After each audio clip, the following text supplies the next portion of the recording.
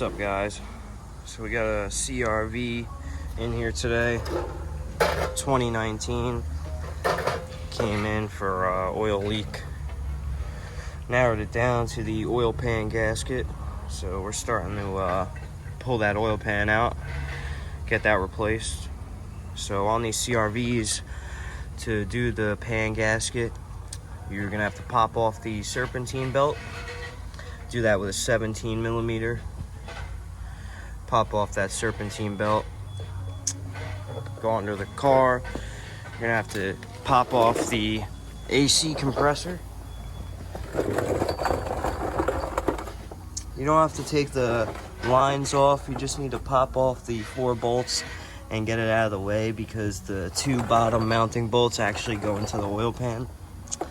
After you pop off that compressor, you can drain the oil and take the filter off, or you can wait.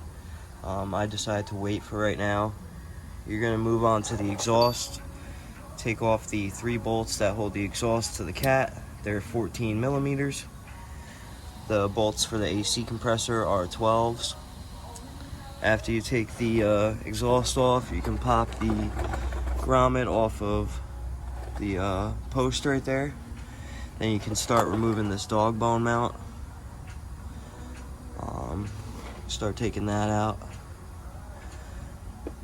And the bolts for the dog bone mount are 17 as well.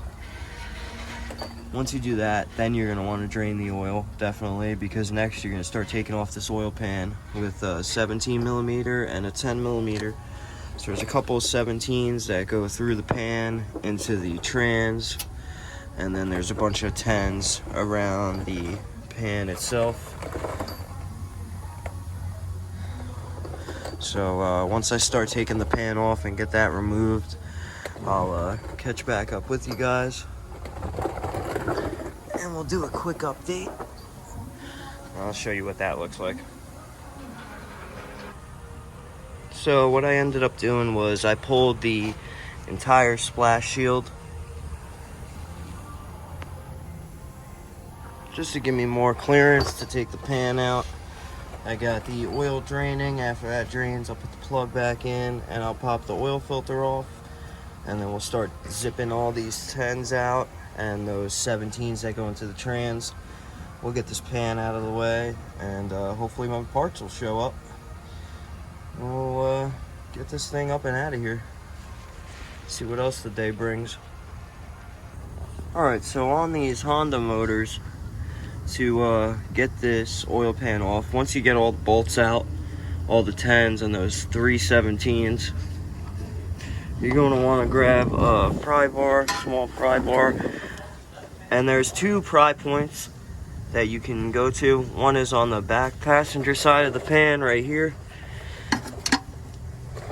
and you can use that one and pry down, and then the other one is right here on the back driver side of the pan. You put this in between the block and the pan, and you can pry up and pop it loose.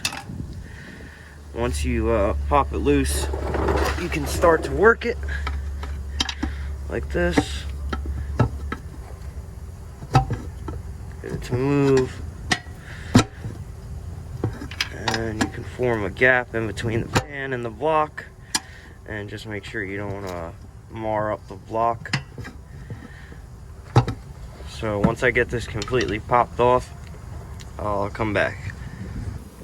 Alright, so what I ended up having to do was actually completely remove this exhaust. It was just another 3 14 millimeters.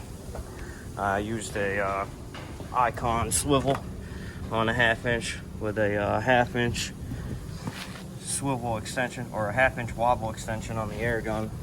Took them right out, no problem at all. So we got the pan off.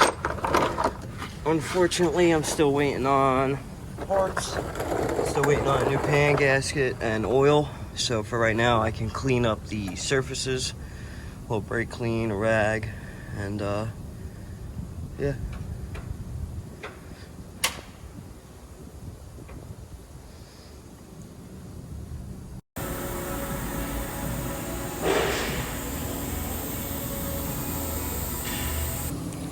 Alright, so I'm still waiting on parts for that CRV, so we're going to switch gears real quick and get cracking on this Jeep Compass again.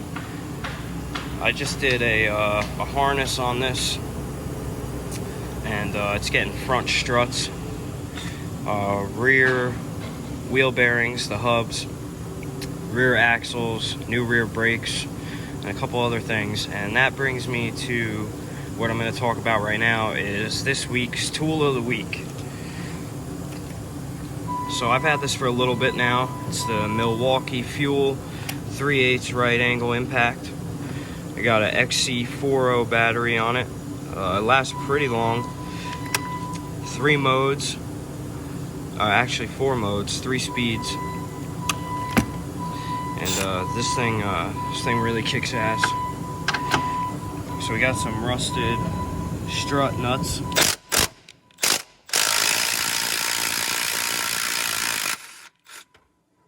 them right off. Works well.